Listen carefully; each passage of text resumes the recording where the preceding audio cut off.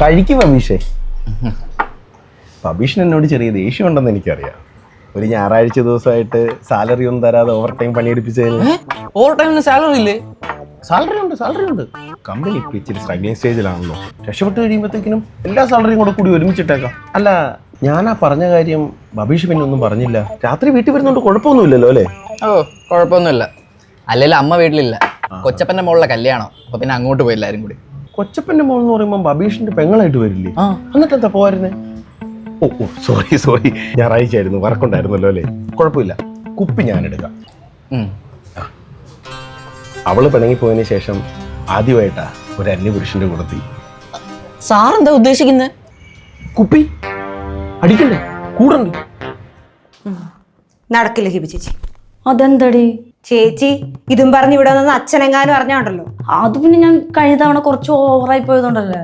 കൂടി മാത്രമൊന്നും അല്ല പ്രശ്നം. പിന്നെ കുടിച്ചു കഴിഞ്ഞാൽ ചേച്ചി പിന്നെ കരച്ചിലായി കഥയായി. ഇത് എന്റെ കൂടെ എടുത്ത് കുടിക്കും. അത് പിന്നെ മക്കളാണ് സത്യം. ഓൺലി കുടി വായ പൂട്ടി. ചേച്ചിയുടെ മക്കളെ പിടിച്ച് സത്യം എന്റെ തലവെന്തര കവിച്ചേക്കണേ. കണ്ട സങ്കടം വന്നെ കാൽക്കുലേഷൻ മൊത്തം തെറ്റും. ഒന്നും നമ്പടി. ഈ മുഖം കണ്ടാണല്ലോ നമ്പാൻ തോന്നില്ല. നല്ല പച്ചതെ തണുത്ത കൊണ്ടുവന്നിട്ട് വാലന്റൈൻസ് കുളിക്കാൻ പച്ച. ബബീഷ് എന്നാണേലും കല്യാണത്തിന് പോയായിരുന്നു, നന്നായി. അല്ലായിരുന്നു ഞാൻ ഒറ്റപ്പെട്ടു പോയിന്. അല്ല, സാറിന്റെ ഭാര്യ ശരിക്കും എന്തിനാ പിണങ്ങി പോയത്? എൻ്റെ പേഴ്സണൽ കാര്യങ്ങൾ ആരോടും ഞാൻ പറയാത്ത, പിന്നെ നിന്നോടായതുകൊണ്ട് എനിക്ക് പറയണമെന്ന് തോന്നി. ഒരു ഹെൽത്തി റിലേഷൻഷിപ്പിന് നന്നായിട്ട് സംസാരിക്കുന്നത് വളരെ ഇമ്പോർട്ടൻ്റ് ആണ്.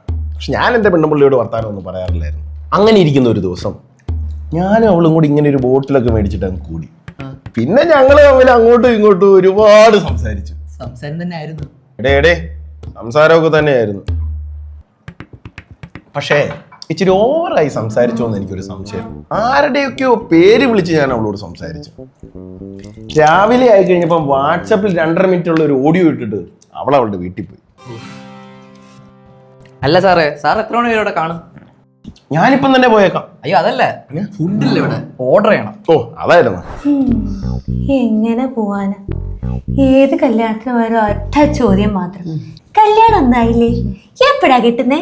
ഞാൻ ആലോചിക്കട്ടെ. ഞാൻ എന്താ ആലോചിക്കാൻ? അമ്മമാർക്കൊന്നും ഒരു പണിയില്ലെന്ന്. എൻ്റെ ഒരു ഇത് വെച്ച് കല്യാണം കഴിക്കാനേ പാടില്ല. ഈ പരിപാടി അങ്ങോട്ട് നിർത്തിവെക്കണം. ഇപ്പൊ എന്റെ കാര്യം ആലോചിക്കുന്നു. കഥ വേണ്ട, കഥങ്ങാനും പറഞ്ഞ ഇട്ടറയ്ക്കും. കേൾക്കണ്ട. അതെ, എൻ്റെ മറ്റേ പയ്യൻ്റെ കാര്യം എന്തായി? ഏതാ പയ്യൻ? അവൻ്റെ ആ മറ്റേ പയ്യൻ, ആ 96 എന്ന് പറഞ്ഞാ അപ്പൊ നിനക്ക് എത്ര പ്രായമുണ്ട്? ഓ, അതവളെന്നെ കളിയാക്കി പറയുന്നതാ. ശരിക്കും സംഭവം 2009. ഓ, അപ്പൊ പ്രേമമായിരുന്നല്ലേ? പ്രേമൊന്നുമല്ല, ഒരു ഇൻഫാക്ച്വേഷൻ. സത്യം പറഞ്ഞ അത് തന്നെയാണോന്ന് പറഞ്ഞോടാ. 10ാം ക്ലാസ്സിൽ പഠിക്കുന്ന സമയമല്ലേ. ഓ, ഫ്ലാഷ് ബാക്ക്. സ്കൂൾ കഴിഞ്ഞൊരു ട്യൂഷൻ ഉണ്ട്, അന്നാണ് ഞാൻ അവളെ ആദ്യമായിട്ട് കാണുന്നത്.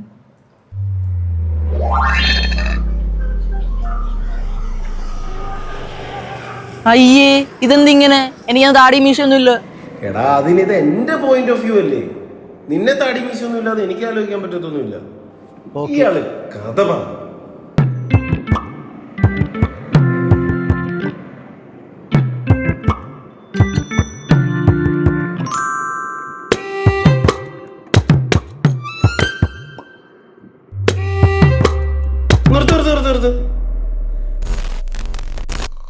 എന്നാലും ആ കൊച്ചിന്റെ മുഖം എനിക്ക് അങ്ങോട്ട് ഓർക്കാൻ പറ്റുന്നില്ല. കാണിക്ക.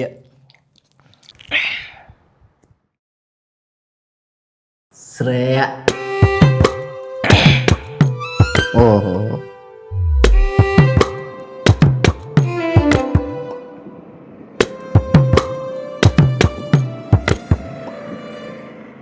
എനിക്ക് എന്തിന്റെ കേടായിരുന്നു.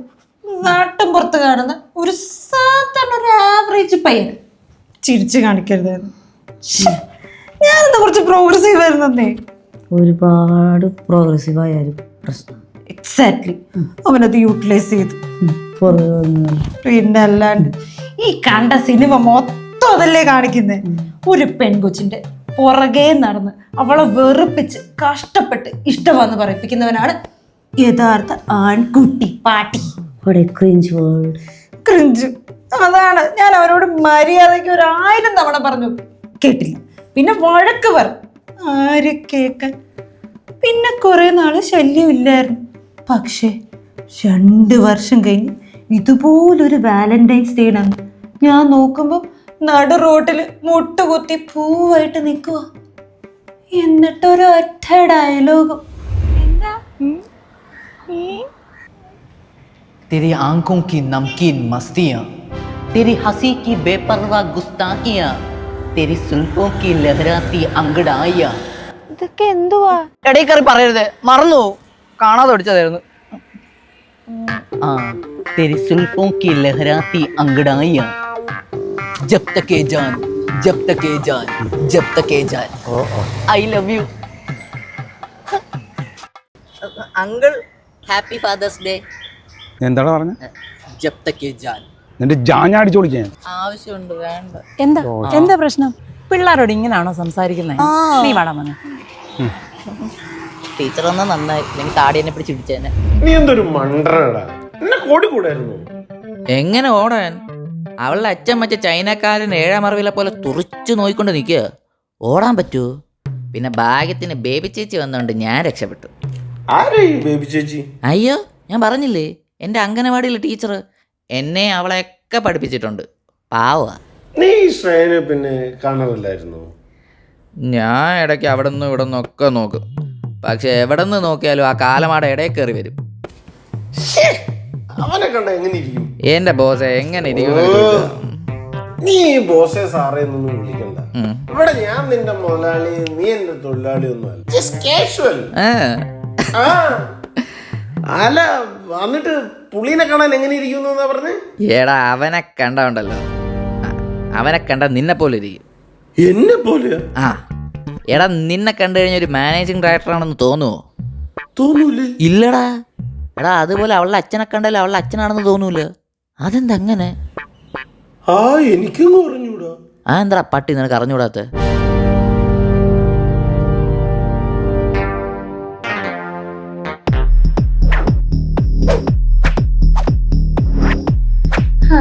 ഞാൻ പിന്നെ ബാംഗ്ലൂർ ഒരു കോളേജിൽ പഠിക്കാൻ പോയി.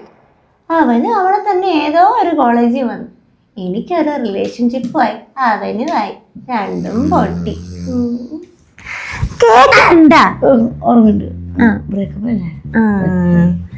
പിന്നെ ഞാൻ 2020 ആയപ്പം എനിക്കും ജോലി കിട്ടി, അവനും കിട്ടി.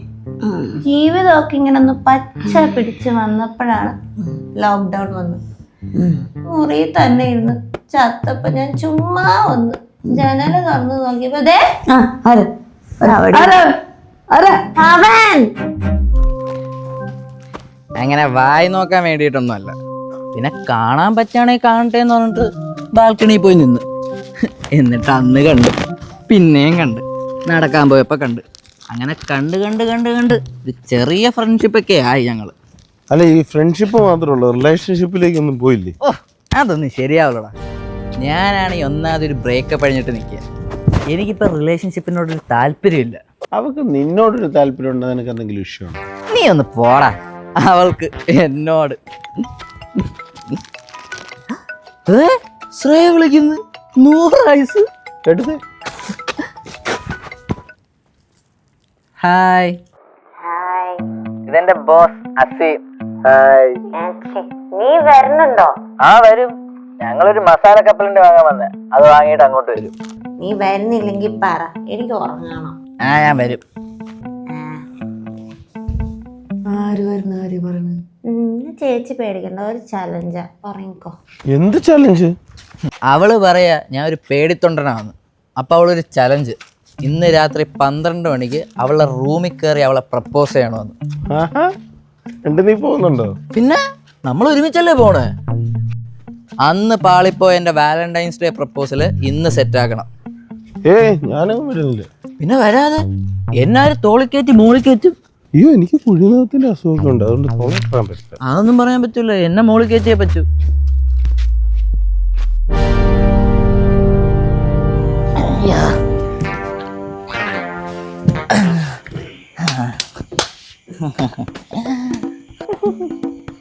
നിന്നെ ഞാൻ സമ്മതിച്ചടാ. വട്ടാണോടാ നിനക്ക്? മെയിൻ ഡോറിൽ കൂടി വല്ലതും വരാനുള്ള വല്ലപ്പോഴൊക്കെ ഒന്ന് റിയാലിറ്റി ജീവിക്കണം. റിയാലിറ്റിയാ? എന്ത് റിയാലിറ്റി? എടേ ഞാൻ അങ്ങോട്ട് വരാം. +2 പഠിക്കുമ്പോൾ വെറും മണ്ടനായ ഞാൻ നിനക്ക് വേണ്ടി ഹിന്ദി പദ്യം കാണാതെ പഠിച്ച് നിന്നെ പ്രപ്പോസ് ചെയ്ത് അത് നിനക്ക് വെറും നിസ്സാരമായിട്ടായിരിക്കും തോന്നിയത്. നിനക്കറിയോ, ഇന്ന് എൻ്റെ കസിൻ്റെ കല്യാണമാണ്. പക്ഷെ അതിന് പോവാതെ 12 മണിക്കൂറും തലവത്തി നിന്നാൽ തീരാത്ത പണിയാണ് ഞാൻ വെറും 5 hours കൊണ്ട് ഈ പോങ്ങൻ MDക്ക് വേണ്ടി ചെയ്തു കൊടുത്തത്. എന്നിട്ട് ആ തെണ്ടിയുടെ കൂടെ ഇരുന്ന് വെള്ളം അടിച്ച് ഒരു ബോധമില്ലാതെ ഈ ഫസ്റ്റ് ഫ്ലോർ വലിഞ്ഞു കയറി. അയ്യോ, എൻ്റെ അച്ഛൻ ഇവിടെ ഉണ്ടോ? ഒരു ബന്ധുവിന്റെ വീട്ടിൽ പോയേക്കാം. ഭാഗ്യം. ഇപ്പൊ എന്തോ പറഞ്ഞോണ്ടിരുന്നല്ലോ, എന്തായിരുന്നു? First floor. ആ, ഫസ്റ്റ് ഫ്ലോർ. ഈ ഫസ്റ്റ് ഫ്ലോർ ഞാൻ വലിഞ്ഞേറി വന്നത് നിനക്ക് റിയാലിറ്റി അല്ലായിരിക്കും. മനുഷ്യന്മാരായ വല്ലപ്പോഴൊക്കെ കുറച്ച് ഫാന്റസി, കുറച്ച് ക്ലീശ, കുറച്ച് റൊമാൻസ്, ഇതൊക്കെ വേണം. എന്തോ? ഇതാരാ? ഇതെന്റെ ബോസ്. അല്ല, നീ എങ്ങനെ ഇവിടെ വന്ന്? ഓ സോറി, ഞാനാണ് അവന്റെ മേത്തേറി ഇവിടെ വന്നത്. ഇവിടെ വേറെ ആരും ഇല്ലേ? ഹിബ ചേച്ചി ഉണ്ട്, വെള്ളം കുടിക്കാൻ പോയേക്കാം താഴെ. എനിക്കും ഒരു രൂപ വെള്ളം കൊണ്ടു കൊടുക്കടേ ചെറുക്കനെ വെള്ളം. അയ്യോ ഹിബ ചേച്ചി, വാ വാ വാ. വാടാ ബോസേ, വാ. ചേച്ചി എവിടാ?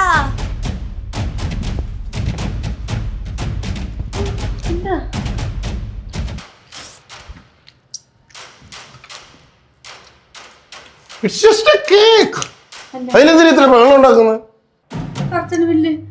അവിടെ രണ്ടുപേര് ആരാ ആരാ ആരിവിടെ ആരാ? ആ ടീച്ചർ, ഗുഡ് മോർണിംഗ് ടീച്ചർ. ഇതെന്താ പൂവൊക്കെ? ഇതാരാ? ആ അച്ഛൻ, അച്ഛനും ടീച്ചർ. അയ്യോ അച്ഛൻ.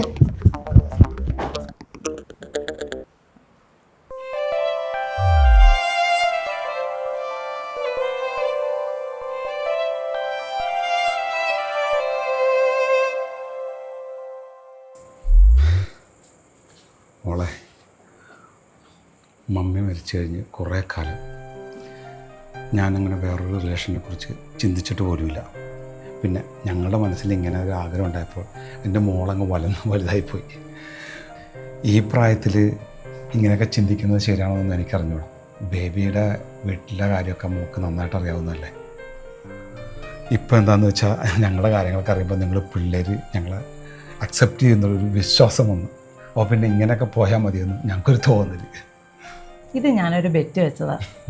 ഒരു കേക്ക് മുറിക്കാൻ പറ്റില്ലെങ്കിൽ പിന്നെ എന്തോ വാലന്റൈൻസ് ഡേ. ഇപ്പൊ എങ്ങനെ ഇരിക്കണ? ഇവിടെ ഒരുത്തി രാത്രി മുതൽ ജോടി വരെ ഓപ്പൺ ചലഞ്ച്, അവളെ തന്തപ്പടി കേക്ക് മുറിക്കാൻ വേറെ ഏതോ ചലഞ്ച്. എടി നിങ്ങൾ പെമ്പിളർക്ക് തോന്നുമ്പോ ചലഞ്ചിനെ ഞങ്ങൾ ആമ്പിളർ എന്താടി IPL? അല്ലേലും നമുക്കൊന്നും ചോദിക്കാനും പറയാനും ആരും ഇല്ലല്ലോ. നീ പൊടി കള്ളുകൂടി നിന്നെ ആർക്ക് വേണം? ഞങ്ങൾ തമ്മിൽ ഇഷ്ടത്തിലാണ്, ഒരുമിച്ച് ജീവിക്കാൻ താല്പര്യമുണ്ട്.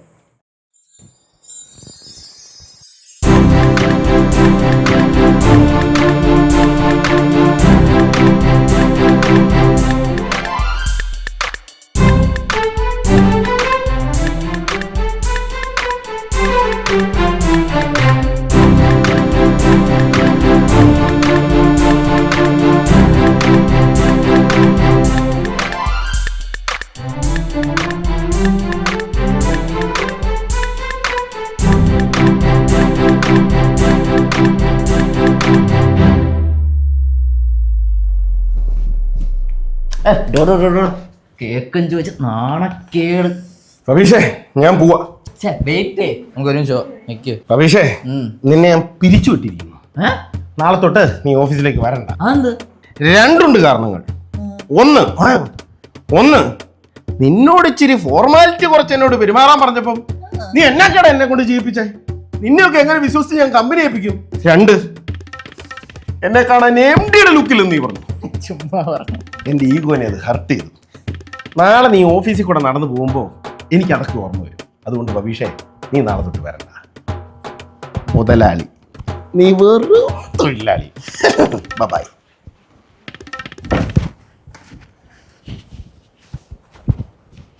മൂന്ന്, എന്നെ ഇത് എവിടെയാടാ കൊണ്ടിട്ടേക്കുന്നത്? വഴി അറിയത്തില്ല. ആ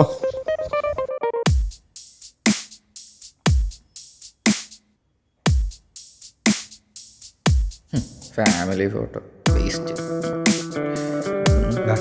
വന്നേക്കണം ഞാനൊന്നുമില്ല. വന്നേക്കാൻ. എന്നാ പിന്നെ ഒരു ഫോട്ടോ എടുക്കും. ഫോട്ടോ ശരിയല്ലേ?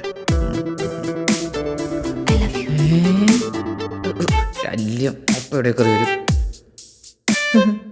എന്തൊക്കെയാ കുറച്ച് സമയം കൊണ്ട് ഇവിടെ നടന്നേ.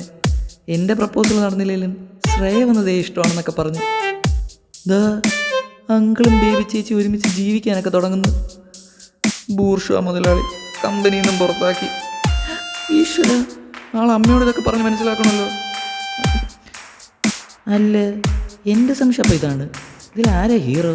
ഞാനോ അതോ ഈ ഇരിക്കുന്ന എൻ്റെ അമ്മ അയച്ചനോ?